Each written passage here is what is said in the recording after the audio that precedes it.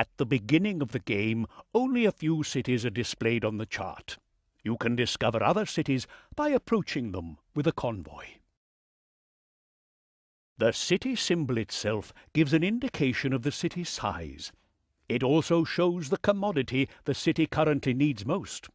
Special events in the city are also displayed on the chart. You can view all of the information by opening the City Information. It belongs to the dockyard building, which you already know from the trade window. Even if you cannot enter a city because you have neither warehouse nor convoy there, you can still open the City Information from the marine chart. The City Information tells you everything you need to know about a city. The most important factors are nation, population, the commodities producible in the city, and the city type. The latter indicates whether the city is a simple colonial city or home to a governor or viceroy of that nation. This has implications for the city's size, its defense, and its demands for commodities. The reputation that you have with the city's nation has the following effect. If your reputation is less than 25%, the nation will view you as an enemy. That will happen, for example, if you attack their convoys. Then you should be wary of their military convoys. As you've already determined, 4 nations are represented in the Caribbean: Spain, England, France, and Holland. Your reputation with each of these 4 nations will always be shown here. Also shown here is the current relationship of the nations to one another. A nation can either be neutral to all other nations, at war with, or allied to another nation.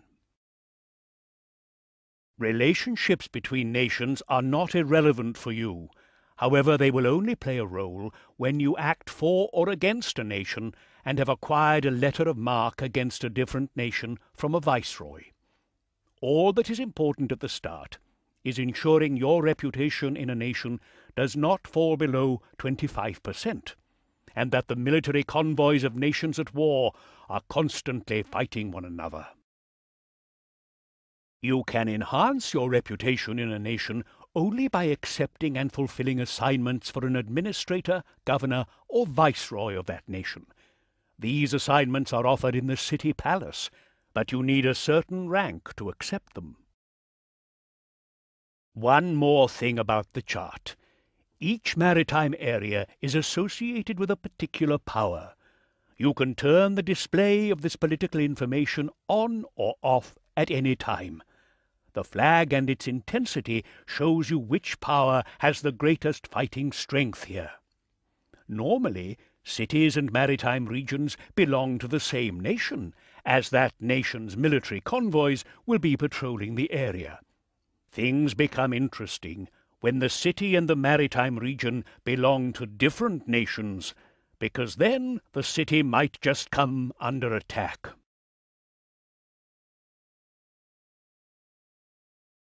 The construction of new factories and homes is always done through the architect's office. In a new city, you must first acquire the appropriate licenses from the architect before you can start construction.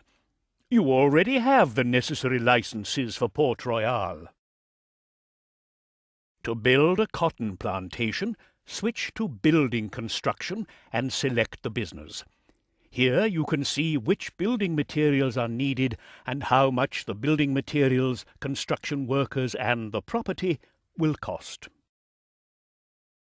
The architect takes care of everything and purchases the building materials for the city. The charges vary according to current commodity prices in the city. If a city does not have enough building materials in stock, you will have to pay the maximum price for them, and construction will not start until enough building materials are available. Once you confirm construction, you must then place the new building. Since the production of cotton requires both a main building and a field, the new business will require 2 adjacent open spaces and can then accommodate 25 workers. If you want to build another business of the same type, you can choose another space straight away. If you build a new one alongside an existing one, this adds a new field and expands the existing main house. The cost does not change, but it will allow you to save space. A plantation may consist of a main house and 4 cultivation areas and can accommodate up to 100 workers. You can proceed similarly with residential buildings. Here, however, each residential building requires its own construction site. On an average, each business requires 1 residential building per field. For example, a plantation with 4 fields requires 4 residential buildings for the workers and their families. Trade routes allow you to transport and trade goods automatically. To do so, you select a convoy and tell the captain which cities he is to visit. Then you have to specify a general trading strategy for the route. You can also give detailed instructions for each city. To set up a trade route, you must first select the cities your captain is to visit. To do this, you switch to your convoy's Trade Route section and select Setup. Then you select the cities one after another. Once the last city has been visited, the convoy returns to the first one on the route.